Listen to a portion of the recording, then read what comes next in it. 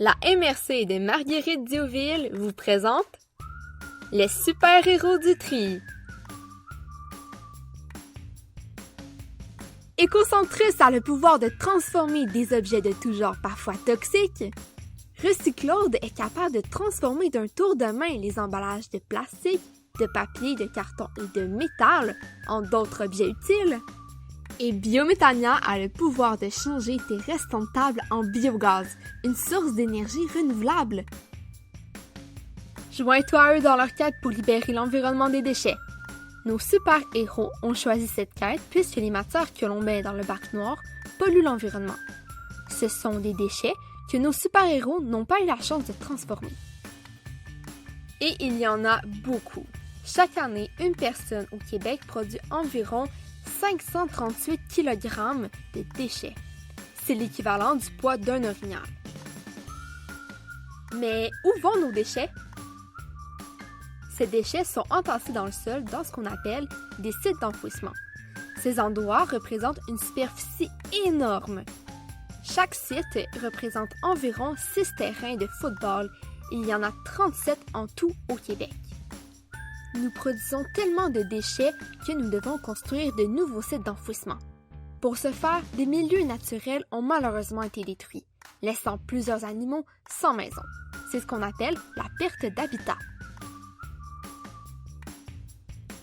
Avec les années, les déchets non triés comme la nourriture, le plastique, les objets dangereux, le bois ou encore le métal se transforment et rejettent un jus de poubelle toxique qui pollue le sol et l'eau des rivières. On appelle ce jus le lixivia. Les matières organiques, comme la nourriture, se pétrifient et produisent des gaz invisibles, appelés gaz à effet de serre. Ces gaz sont la cause principale des changements climatiques. Mais que faire pour réduire les gaz à effet de serre et la quantité de déchets que nous mettons dans nos poubelles? Biométania propose une première solution, l'incroyable Organibac. Tu connais peut-être déjà l'Organibac, c'est ton bac brun. Pour aider Biométania dans sa quête, tu peux donc trier tes déchets. Dans ce bac brun, tu peux y mettre tout ce que tu peux manger ou qui provient d'aliments. Tu peux donc y mettre des noix, de la viande, des os, du poisson, des épluchures de légumes et de fruits, du liquide comme des sauces et des huiles. Mais attention à ne pas mettre un contenant de plastique dans ton Organibac. Opte plutôt pour un emballage de carton dans lequel tu pourras mettre le liquide. Tu peux aussi mettre dans ton bac brun du pain, du fromage, des coquilles d'œufs et même ton restant de souper. Mais attention au gaspillage!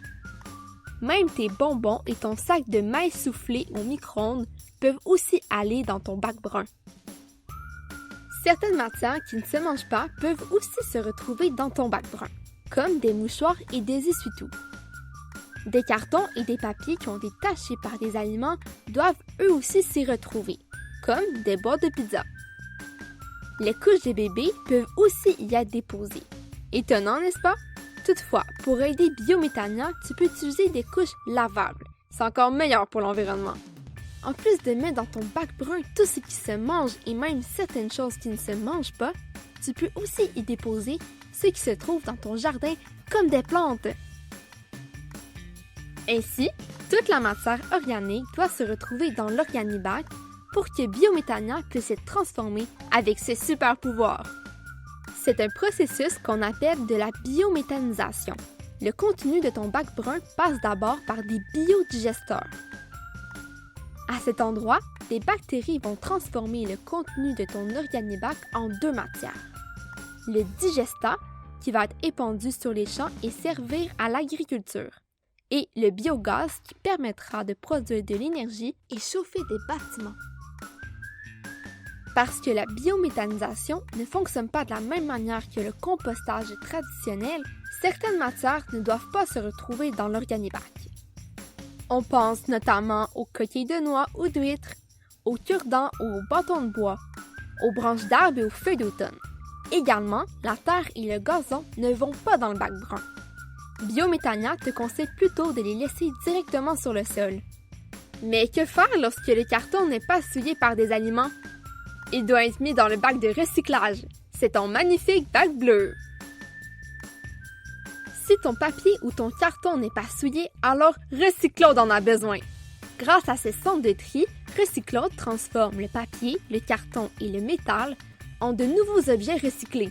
Et aucun emballage n'y résiste. Recyclaude peut aussi transformer le plastique. Sais-tu reconnaître les numéros de tes emballages de plastique? Sauf le numéro 6, tous les emballages de plastique numérotés sont recyclables.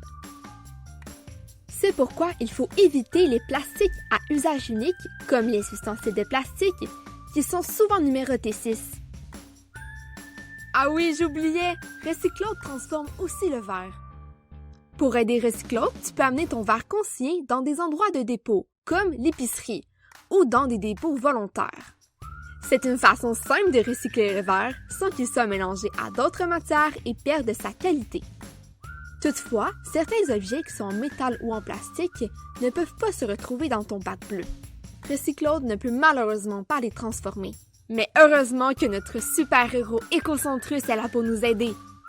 Grâce à son écocentre, Écocentrus peut collecter toutes sortes de petits et gros objets.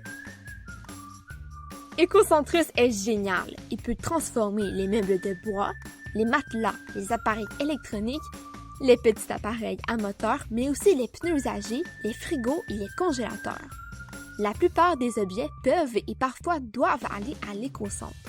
Les pouvoirs d'Écocentrus lui permettent de traiter les produits toxiques comme les vieux pots de peinture, les vernis, les bonbonnes de gaz, les piles et même les ampoules. Ces objets sont parfois petits et on peut être tenté de les mettre à la poubelle.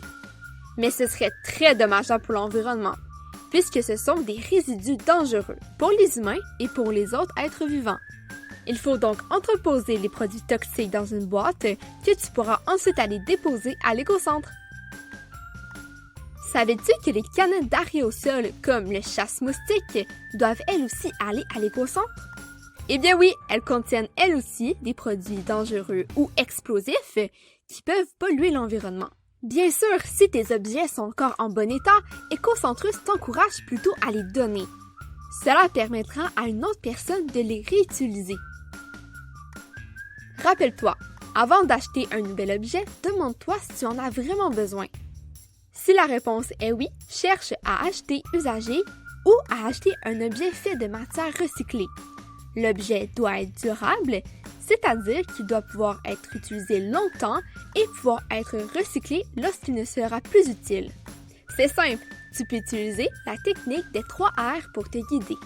Pense d'abord à réduire ta consommation d'emballage et d'objets à usage unique. Si ce n'est pas possible, pense alors à réutiliser l'objet pour augmenter sa durée de vie.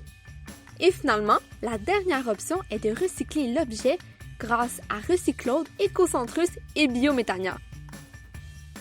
Et voilà, maintenant tu as toutes tes connaissances pour aider nos super-héros dans leur quête. Biométania, Recyclaude et Écocentrus te remercient pour ton aide de super citoyen.